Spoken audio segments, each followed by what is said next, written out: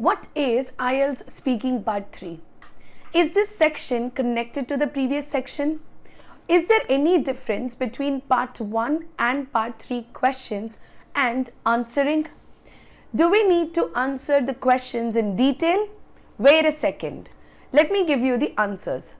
Part 3 is an advanced section where you need to present detailed answers with strong reasons. This is where you show your expanded knowledge about any topic, and today in this video I am going to discuss the strategies to answer questions of IELTS Speaking Part 3 that will help you to increase your overall band score.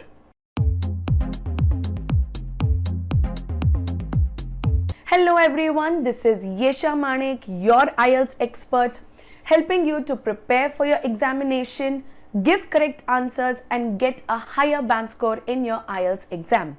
If you find this video helpful, then don't forget to like, share and subscribe Ieltsmaterial YouTube channel.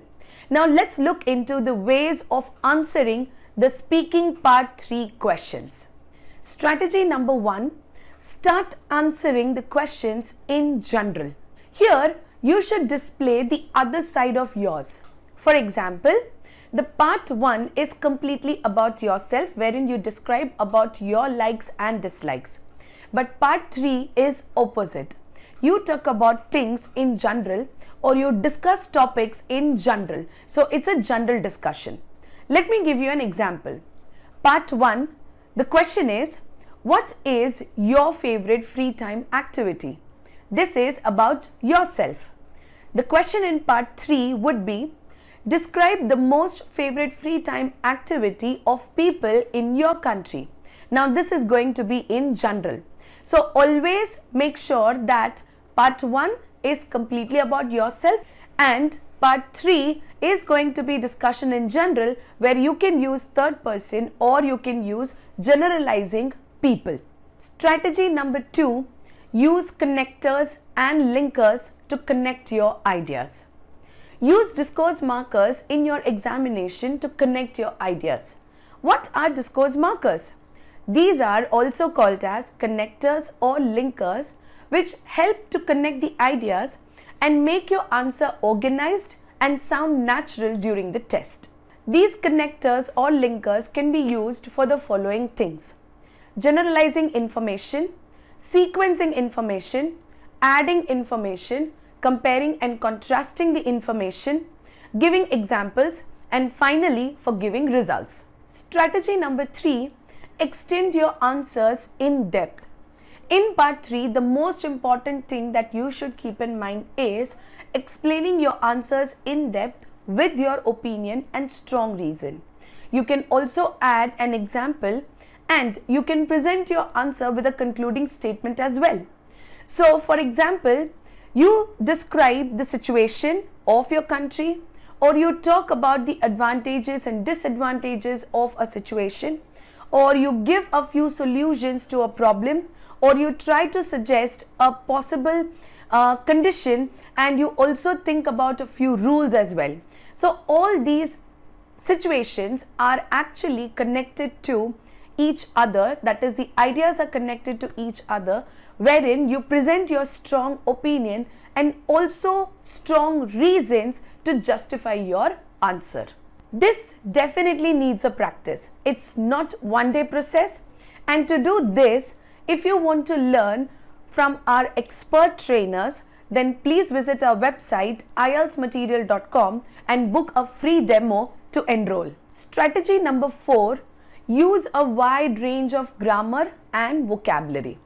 It is again the second most important thing, that whenever you are going to present a situation, the examiner would expect you to bring out a good vocabulary as well as a good range of grammatical structures. So let me give some examples how you can give out a good grammatical structure and good vocabulary. To compare and contrast, you can use comparative structure. To talk about future plans, you can use a wide range of modal verbs.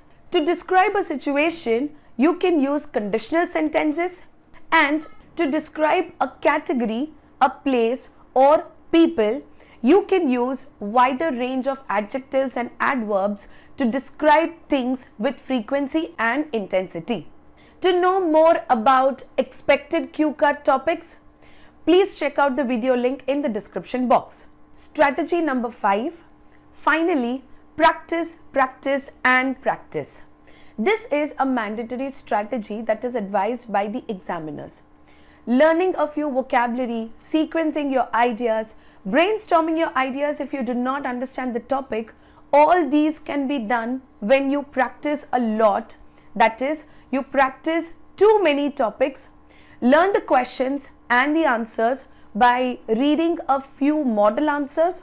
Also, you can listen to a few model answers just to get to know how the other students speak fluently. This will definitely help you in sounding natural, as well as you will also be able to collect too many ideas and start organizing it for yourself. To know more about how to improve your speaking skills, please check out our video link in the description box. Now let's look into part 3 questions that is connected to part 2. Part 2 question is, describe something you own which is very important to you. You should say where you got it from, how long you have had it, what you use it for, and explain why it is important to you.